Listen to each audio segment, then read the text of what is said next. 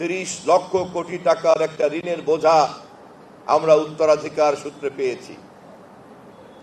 আমাদেরকে প্রতি বছর বৈদেশিক ঋণ শোধ করতে হবে $5 বিলিয়ন। আমাদের রপ্তানি আয় বছরে মাত্র $40 বিলিয়ন মতো। আমাদের রেমিটেন্সের ইনকাম 20 থেকে 22 বিলিয়ন ডলার।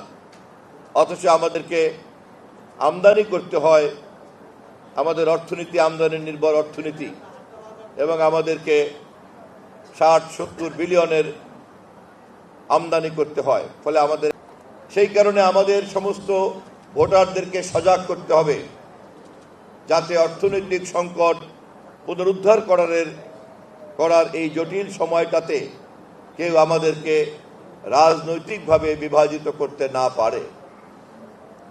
জাতীয় সংসদে আমরা অন্যান্য আমাদের বিরোধী দলের সঙ্গে গঠনমূলকভাবে তর্ক বিতর্ক করছি, এবং আমরা এই তর্ক বিতর্ক আরও করব, কারণ গঠনমূলক তর্ক বিতর্ক দেশকে সঠিক পথে এগিয়ে নিয়ে যাওয়া যায়।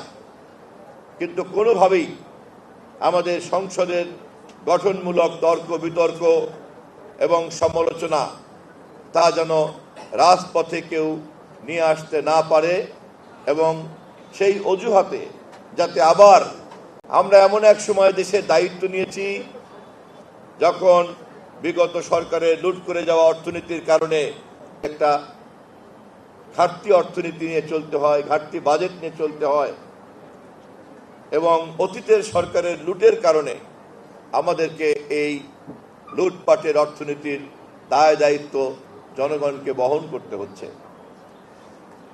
অতএব এই সরকারকে এই ভাঙা অর্থনীতি, ধ্বংসপ্রাপ্ত অর্থনীতির হাত থেকে দেশকে আবার স্বাবলম্বী করতে কমপক্ষে 2 বছর সময় লাগবে।